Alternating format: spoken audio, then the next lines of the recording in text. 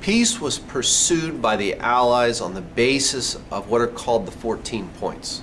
Woodrow Wilson, President of the United States, had put this idea forth, 14 things that should guide the war and make it so that it wasn't a war about vengeance, but it was a war about creating a better world. They included all kinds of things that caused World War I to happen. Secret treaties were to be outlawed. Free trade across the seas, self-determination for European peoples to decide their own boundaries and decide their own leaders. But most importantly, and the one thing that ultimately Woodrow Wilson would try his hardest and almost die trying to create and protect, was a thing called the League of Nations. He envisioned a place where the countries of the world could come together and talk out their problems, and create a pact that if one country got too strong and attacked, that every other country on earth would come to their protection. It ultimately happened, and it made it into the peace treaty. But to Wilson's great dismay, the United States Senate wouldn't ratify the Treaty of Versailles because of the League of Nations. And, spoiler alert, when the League of Nations goes into place, without Germany in it, because of course they were the bad guys, without the United States in it, because of course we wouldn't ratify it, because without Russia in it, because of course they had gone communist at this point, it failed. And ultimately a guy named Hitler was going to walk all over the League of Nations and simply ignore whatever they said. Well, to make a long story short, the entire war effort was too much on everybody, especially the Germans. And with the British blockade really working and cutting off all supplies into Germany, German people were scavenging in trash cans for food. I mean, it was really, really bad. And so the Kaiser eventually stepped down, and the German High Command very quickly started talking about peace on the basis of the 14 points. They signed an armistice, and it's celebrated today as Veterans Day. It used to be Armistice Day, but then we had a Second World War, and they decided that maybe they should enlarge it a little bit. But according to the agreement, the fighting would stop on the 11th hour of the 11th day of the 11th month of 1918. And so on November 11th, at 11 a.m., the guns fell silent, and World War I was over. All that was left to do was come up with the terms of a peace treaty. And for that, they would go to Versailles, the very place where in 1871, the Germans had forced the British to go in and surrender their country and to proclaim the new German Empire. And so the French are going to take the Germans right back into that same building, and they're going to make them admit defeat. And worse than that, they're going to make them admit a whole lot more stuff. Well, in 1919, all of the great powers converged on Versailles. But the Big Four really determined what was going to happen. The Big Four were the United States, Great Britain, France, and Italy. In 1919, the leaders of all kinds of countries converged on Versailles for the peace negotiations. But the real drivers of the whole thing were what were called the Big Four, the leaders of France, England, United States, and Italy. And they really drove the peace talks. Now, they all had different motivations, and it's really important to understand these. Italy wanted a lot of the things that they were promised. They had changed sides in the war, essentially. They never really got in on the side of Germany and Austria-Hungary. But they jumped in because of concessions that the British had said they were going to get, mostly territorial, having to do with the Austrian Empire and the Italian peninsula. The British were all about their empire. They wanted to safeguard their colonies and their ability to trade and prosper. France wanted revenge.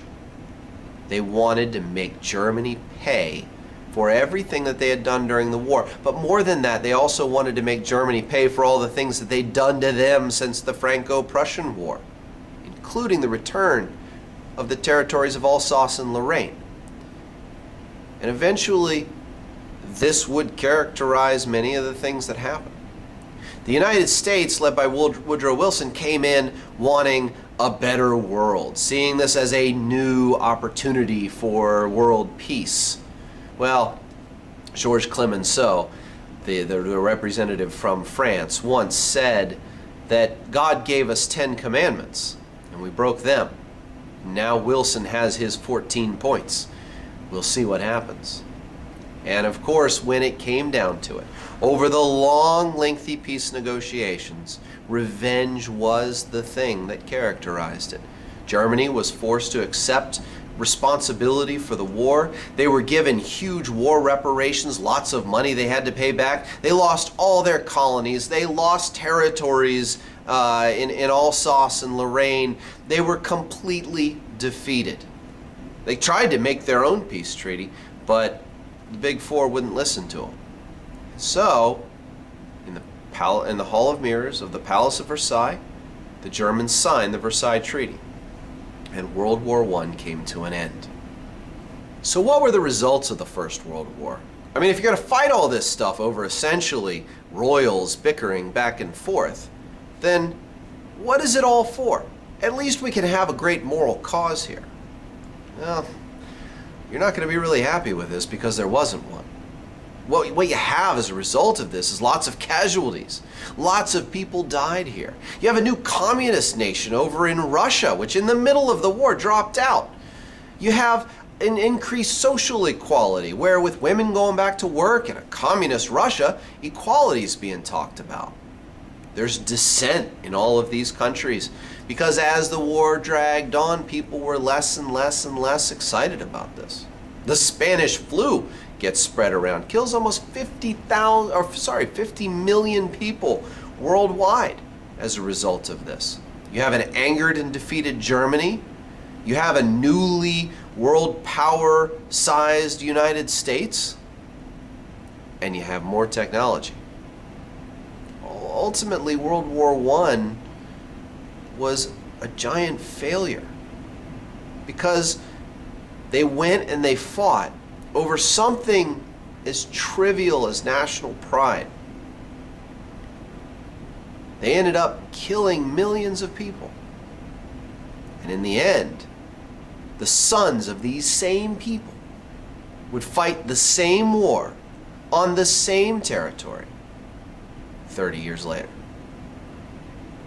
It's humbling to think that it was that quick, but it was. So World War I is a tough one to swallow, guys. And I'm sorry to tell you that, but it was, boy, horrible. Another result of the war was the ending of some long-standing royal dynasties. First of all, the Habsburgs in Austria-Hungary were gone.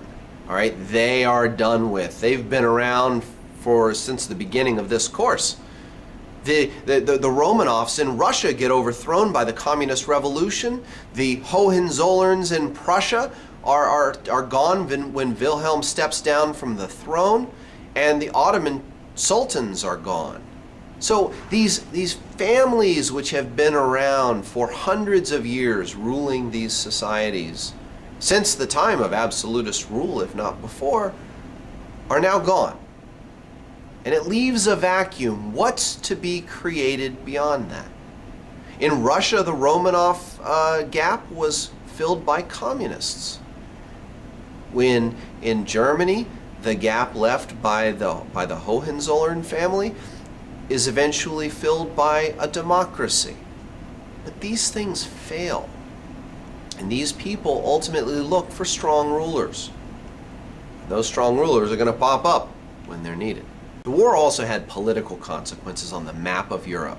4 new countries were created. The old Poland was brought back. Yay, Poland! Now they've got access to a sea. They've split the German Empire in half with the old Prussian part kind of hanging out there. And they're their own country again. So that's that. No one's ever going to invade Poland again, right? Okay, other countries created. Czechoslovakia is created as from part of Germany to give these people a place to live. Yugoslavia is created to try and fix all the problems which were going on down in the south.